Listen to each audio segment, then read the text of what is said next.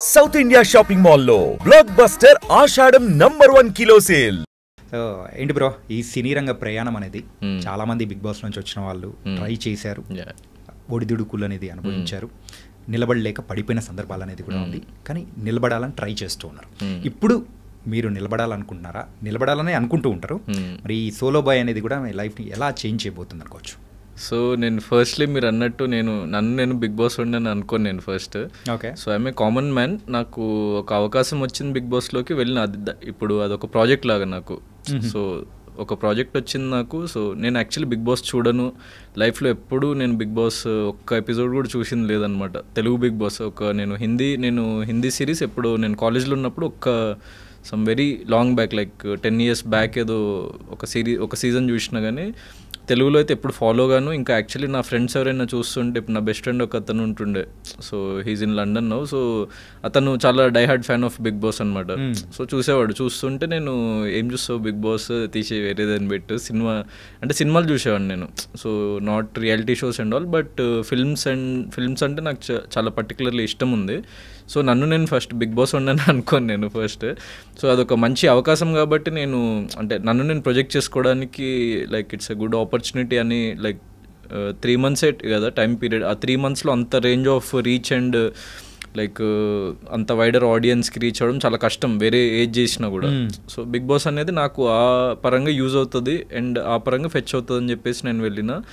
And అక్కడ ఏంటంటే మన పర్సనాలిటీ, మనము ఏంటి అన్న మన గ్రౌండ్ మీద మనం నిలబడితే మనమంటూ నచ్చే ఒక kind of set of audience ఉంటారు. సో వాళ్ళకి నేను నచ్చిన తప్ప. So I'm not a Bigg Boss audience actually చెప్పాలంటే. సో నేను ఈవెన్ నా ఎపిసోడ్స్ కూడా నేను చూసుకోను. ఓన్లీ ఒక ఎపిసోడ్ నా ఫినాలేలో, గ్రాండ్ ఫినాలేది ఒకటి, దెన్ నా జర్నీ వీడియోది ఒకటి, ఆ రెండే చూసుకున్నాను నేను ఎపిసోడ్స్. మీరు ఎంత అవుననుకున్నా కాదనుకున్నా కానీ తర్వాత ఎన్ని మూవీస్ చేసినా, ఒక మంచి స్టార్డమ్ వచ్చినా, ఈ బిగ్ బాస్ అనే మార్క్ మాత్రం టాటో లాగా బాడీ నుంచి పోదేమో అసలు. అంటే అది ఓకే, నాకు I don't mind having that.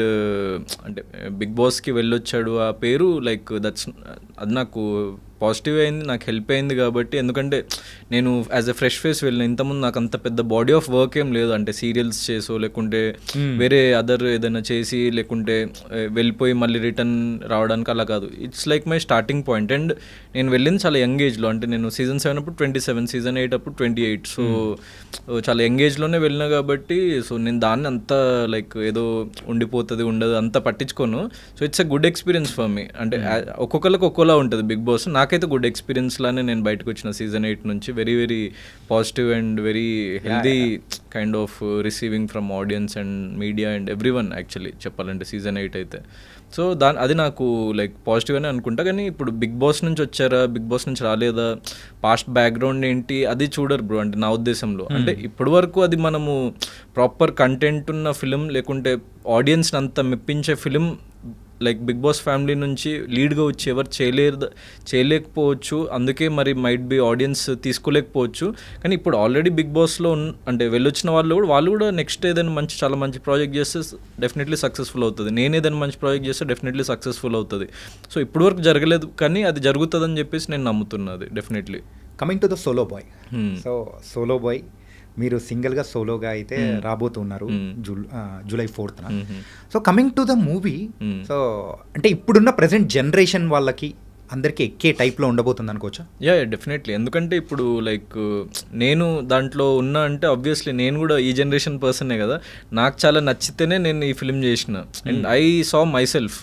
So like everyone, నేననే కదా మా టీంలో పనిచేసిన ప్రతి ఒక్క technician mostly they are youngsters only. అంటే మా టీంలో వర్క్ చేసిన వాళ్ళందరూ so very very young team. అంటే లైక్ ఇప్పుడు మా డైరెక్షన్ డిపార్ట్మెంట్ కానీ, మ్యూజిక్ డైరెక్టర్ కానీ, డిఓపి కానీ, లైక్ అందరూ చాలా చాలా యంగ్ పీపుల్ అనమాట. సో మా టేస్ట్ ఆబ్వియస్లీ లైక్ ఇంకా ఫిలిమ్స్ చూసేవాళ్ళు ఒక 100 ఫిలిమ్స్ చూస్తే ఫిలిం తీయాలి అనుకునే వాళ్ళు ఒక 1000 సినిమాలు చూస్తారు. సో అన్ని సినిమాలు చూసిన తర్వాత కూడా మేము లైక్ మా టేస్ట్ అదంతా మాకు డెఫినెట్లీ రిఫ్లెక్ట్ అవుతుంది. అందుకే ఇప్పటివరకు మీరు రిలీజ్ చేసిన సాంగ్స్ కానీ, ట్రైలర్ కానీ, so it will be like something different అనమాట ఆ ఎక్స్పీరియన్స్ అన్నది. మీరు డెఫినెట్లీ, అందుకే నేను ఇప్పుడు జస్ట్ నా మాటలతో వెళ్ళకండి, మీరు ట్రైలర్ చూడండి, ఇప్పటివరకు రిలీజ్ అయిన 3 లిరికల్ సాంగ్స్ చూడండి. సో అక్కడ మీకు తెలుస్తుంది ఆ కంటెంట్ ఏంటి, క్వాలిటీ ఏంటి, మ్యూజిక్ ఏంటి అన్నది. కమింగ్ మీ బయో విషయానికి వచ్చేటప్పటికి అందులో రైటర్, యాక్టర్, సో ఈ రెండు దాని మీద మనం ఫోకస్ చేద్దాం. సో రైటర్ ఇదేంటి, ఇది ఎప్పుడు మొదలైంది అసలు? యాక్చువల్లీ రైటింగే చాలా చిన్న ఏజ్ నుంచి స్టార్ట్ అయింది. అంటే లైక్ యాక్టింగ్ ఇదంతా చాలా later ages of my life. నాది almost medical like MBBS complete అయిపోతుందని లాస్ట్ 1-2 ఇయర్స్లో అప్పుడు కొంచెం నాకు యాక్టింగ్ మీద అట్లా మళ్ళింది. కానీ సో ఫస్ట్ నుంచి నాకు ఉండింది రైటింగ్ అండ్ డైరెక్షన్ ఎక్కువ లైక్ నా ఫోకస్ ఉండింది చిన్నప్పటి నుంచి. అంటే సినిమాస్ అంటే బేసిక్గా చాలా ఇష్టం. బేసిక్గా సినిమాసే చూసేవాడిని. ఇంకా ఏ ఫార్మాట్ నచ్చేది కదా నాకు. అంటే క్రికెట్ కానీ లేకుంటే న్యూస్ కానీ ఏది నేను ఎక్కువ పట్టించుకోకపోయేవాడిని చిన్నప్పుడు. ఓన్లీ ఫిల్మ్స్ అంటే సీరియల్స్ ఏది చూసేవాడిని కదా, ఓన్లీ ఫిల్మ్స్ అనమాట. సో ఓన్లీ ఫిల్మ్స్ చూస్తున్నప్పుడు అదే నా హాబీ. అంటే నేను like due to my over weight issues అదంతా ఎక్కువ బయట ఆడుకోవడానికి కూడా అట్లా వెళ్ళేవాడిని కదా, స్పోర్ట్స్లో కూడా ఎక్కువ లేను. సో నాది ఏదైనా లైక్ నాకు హ్యాపీనెస్ వచ్చినా లేకుంటే సాడ్నెస్ వచ్చినా ఏదొచ్చినా కూడా డైలీ ఒక 2-3 సినిమాలు చూడడం అన్నది ఒక కామన్ లైక్ థింగ్ లాగా నాకు డైలీ రొటీన్ లాగా అయిపోయింది.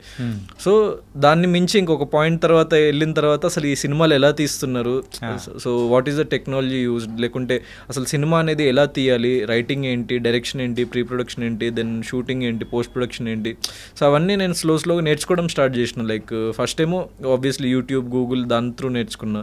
దాని తర్వాత స్లోగా నేను లైక్ మెడికల్ ఫీల్డ్లోకి వెళ్ళిన తర్వాత అయినా కూడా ఆ ప్యాషన్ చచ్చిపోక నేను ఢిల్లీలో ఎంబీబీఎస్ చేసింది. సో అక్కడ లాట్ ఆఫ్ ఫిల్మ్ స్కూల్స్ అది ఇది నేను వర్క్ షాప్స్ ఉన్నప్పుడల్లా నేను ఆన్లైన్లో చూసి వర్క్ షాప్స్ అటెండ్ అయ్యేవాడిని. So main focus was writing. So దాని తర్వాత లైక్ యాక్టింగ్ అది ఇదంతా నాకు అప్పుడు లేదు. సో ఇదంతా నేర్చుకున్న తర్వాత నేను ఇంకొక షార్ట్ ఫిల్మ్ తీద్దాము, నా డైరెక్షన్ స్కిల్స్, నా రైటింగ్ స్కిల్స్ నన్ను నేను టెస్ట్ చేసుకోవడానికి లేకుంటే బెటర్మెంట్ చేసుకోవడానికి just like a practical experience అన్నట్టు అనుకుని నేను తీసినప్పుడు నాకు ఎప్పుడు యాక్టర్ ఎవరు దొరకలేదన్నమాట బేసిక్గా దాంట్లో యాక్ట్ చేయడానికి. సో అందరూ నా చుట్టూ ఉన్న ఫ్రెండ్స్ అందరు డాక్టర్స్ వాళ్ళు వీళ్ళే కాబట్టి నో వన్ వర్ ఇంట్రెస్టెడ్ అనమాట to like act in a short film. So నేనేమనుకున్నా ఎవరినో అడగడం ఎందుకు, నేను అప్పటికి లైక్ నేను ఫిట్ అయిపోయినా. సో నా జర్నీలో లైక్ ఐ గాట్ ఫిట్. నేను ఎంబీబీఎస్ సెకండ్ ఇయర్ వరకు కొంచెం చాలా ఓవర్ వెయిట్ ఉంటుండే, తర్వాత నేను కొంచెం ఫిట్నెస్లోకి అట్లా వచ్చి సో ఫిట్ అయిపోయినా. సో నేనే యాక్ట్ చేసి చూసుకుందాము, ఎవరికి చూపించేది ఏం లేదు కదా, జస్ట్ నా ప్రాక్టీస్ కోసం అన్నట్టు నేను చేయడం జరిగింది. చేసిన తర్వాత అప్పుడు ఫ్రెండ్స్కి దెన్ ఫ్యామిలీ వాళ్ళకి చూపించినప్పుడు సో దే లైక్ ఇట్ అనమాట. సో యాక్టింగ్ అన్న పార్ట్ అంటే వాళ్ళకి డైరెక్షన్ అనేది కనిపించదు కదా. ఇప్పుడు డైరెక్షన్ రైటింగ్ అనేది మనకి డైలాగ్స్లో స్టోరీలో వాటికి తెలుస్తుంది, కానీ డైరెక్షన్ అంటే ఏంటో అసలు చాలామందికి తెలియదు. సో అదేం ఆ స్కిల్ కంటే వాళ్ళకి నచ్చింది యాక్టింగ్ అన్నది. నువ్వు ఆన్ స్క్రీన్ చూడడానికి స్క్రీన్ ప్రెజెన్స్ బాగుంది, దెన్ లైక్ యువర్ యాక్టింగ్ కొంచెం ఎమోషనల్ సీన్స్ అవి ఉండే బాగా చేసినావు, నువ్వు ఇంకా ట్రైనింగ్ తీసుకొని దీంట్లో ఒకసారి పర్స్యూ చేసి చూడు, సో యూ మైట్ షైన్ అన్నట్టు వాళ్ళు సజెషన్స్ ఇచ్చిండ్రు. దెన్ నేను ఆలోచించి రీథింక్ చేసి దెన్ ఇంకొన్ని లైక్ ప్రాక్టికల్గా కొన్ని చేసి దెన్ యాక్టింగ్ ఇన్స్టిట్యూట్లో జాయిన్ అయ్యి then few months acting course ఒక 6 months చేసి దెన్ యాక్టింగ్ వైపు అలా రావడం జరిగింది. కానీ ఆ రైటర్ అన్నది ఇక లోపల ఆబ్వియస్లీ ఉంటుంది, అది చచ్చే వరకు ఉంటుంది ఇక డెఫినెట్లీ. ఓకే. అంటే గౌతమ్ బ్రో ఏంటంటే మీ రైటింగ్ అనేది ఈ సోలో బాయ్ మీద ఎంత ఇంపాక్ట్ ఏమైనా చూపించింది అసలు?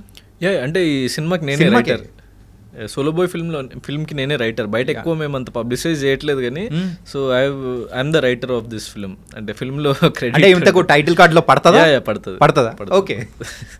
Story, screen play, dialogues completely నేనే రాసిన.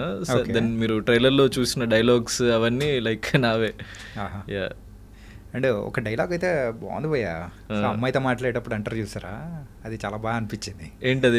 ఎప్పుడు నీ పప్పి డాగిలా నీ చుట్టూనే తిరుగుతుంటా